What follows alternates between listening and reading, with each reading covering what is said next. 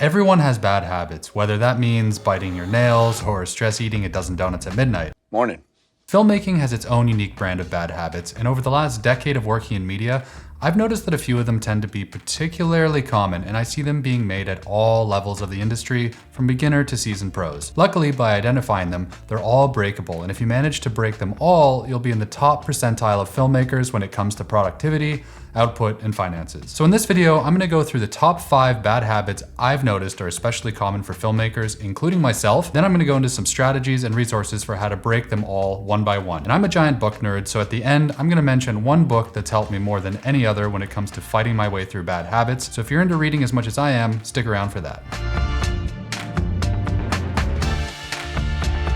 Hey guys, welcome back, and if you're new here, my name is Luke Forsyth, and on this channel, I teach the skills I've learned over 10 years of working as a documentary filmmaker and photographer. Before we get into it, let me just start by saying that I'm by no means a perfect filmmaker, and the only reason I can even make a list of bad habits like this is because I've been guilty of all of them myself. I still struggle with literally all of these problems on a near daily basis, but the big difference between now and when I first started noticing them is that I'm aware of what's happening, so I can look the bad habit right in the eye and move on. Once you can identify them, you'll be able to tell when you're falling into a negative cycle and then just do the work instead. So please don't think that I'm some sort of Zen filmmaking guru who gets up and shoots gold every day. We're all on the same hard to navigate path together here. Okay, so let's start with the logical beginning, which is starting.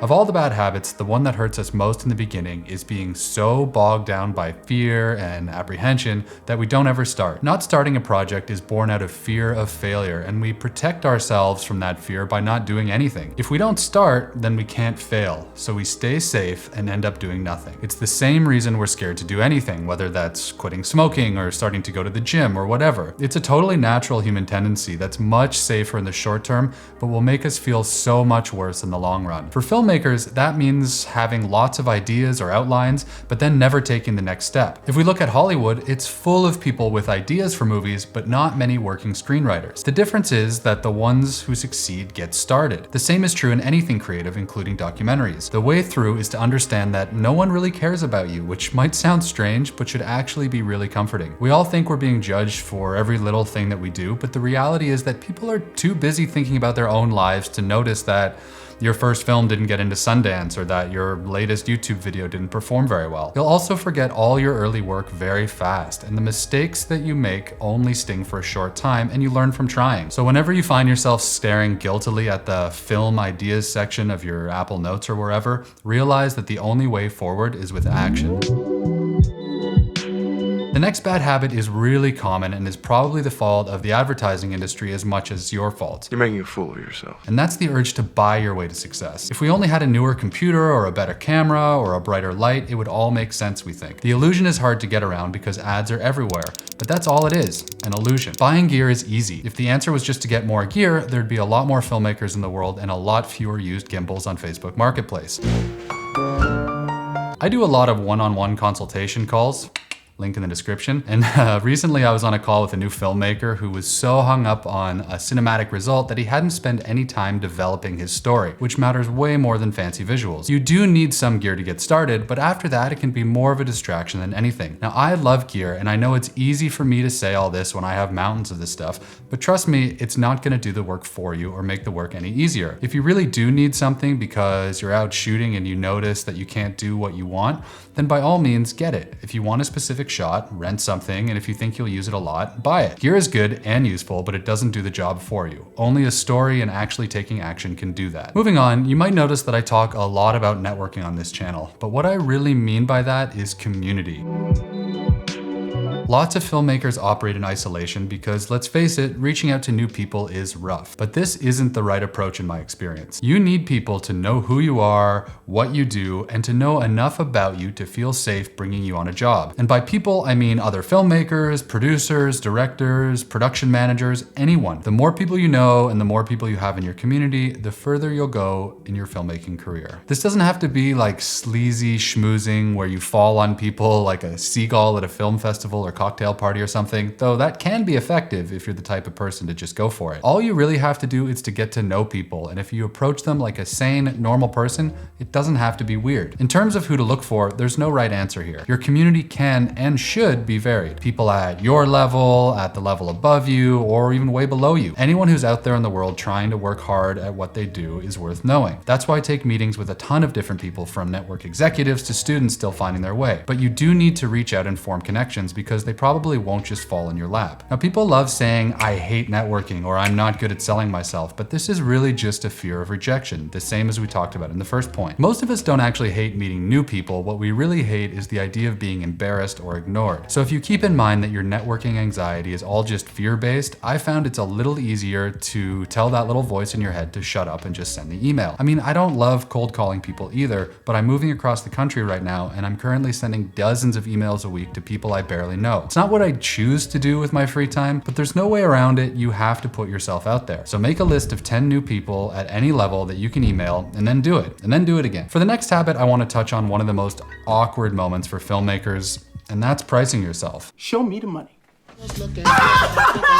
For most of us, the natural tendency is to aim low because we're terrified that the client might reject us if we charge too much. This is really just imposter syndrome. You think, like, who am I to be asking for this kind of money? So you flinch at the last second and cut your rates by 20%. But this is actually the wrong approach to take, because you make paying clients think less of you by undercharging. They'll think you're not good enough, and they'll start to wonder why you're cheaper than everyone else they've talked to. Now, I am not saying to charge $1,000 a day when you have no experience, because that's not going to work either, but you probably need to raise your rates sooner than you think. I personally hate raising rates, or asking old clients that I've worked with in the past for more money to do the same job can be really painful. But it's all part of the process, and if they value your work, they'll understand. And if they legitimately can't afford it, they'll tell you, and then you can decide for yourself whether you want to work for them or not. In the long run, they'll respect you more as a professional than they will if they see you as the low budget option.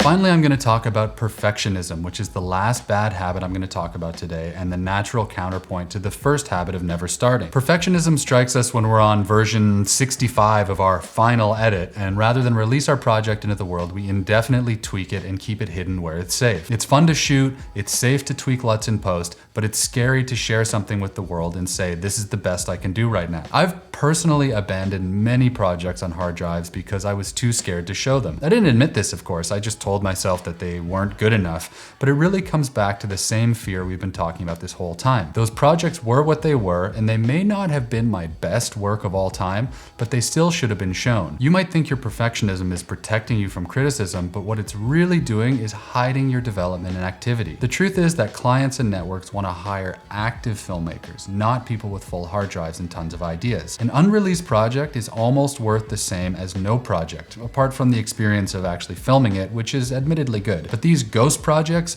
won't help you advance and attract more attention of the people who matter. Just like we talked about how Hollywood is full of script ideas, it's also full of nearly finished scripts, but no one is rushing to hire the writer with 50-second drafts on their computer. They want someone who's actually finished something. It's easy to tell people about your big project, but it's much harder to actually show it. And I'm sorry to say, there's no way around it. You absolutely have to show stuff if you want to progress. The solution is to set deadlines and then stick to them. When you start thinking about postponing that deadline, ask yourself if it's really going to make a meaningful difference, or if you're just scared. And it's fine to be scared, we all are, but the successful filmmakers push through that. Get the thing out there, learn from what didn't go as well as you wanted, and move on to the next one. Before I wrap up, as promised, I want to talk about the book that helped me most with these problems, which, like I said, are pretty much all rooted in fear. And that's this, The Art of Documentary by Steven Pressfield. I know I've mentioned it before on this channel, but this book is tiny and really easy to read, and it has chapters that are super short. The magic of this book is that it gives all our excuses a name by calling it resistance. According to Pressfield, resistance is anything that is stopping you from getting what you want,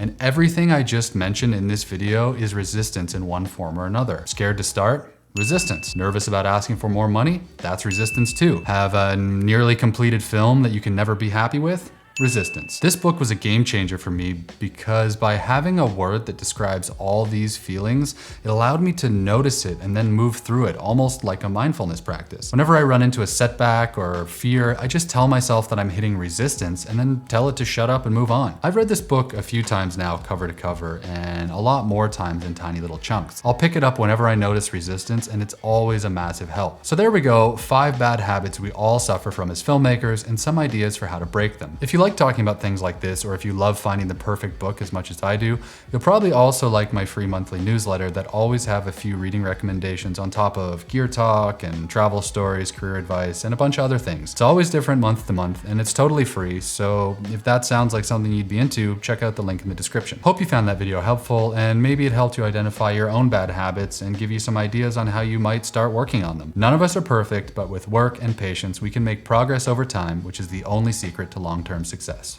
See ya.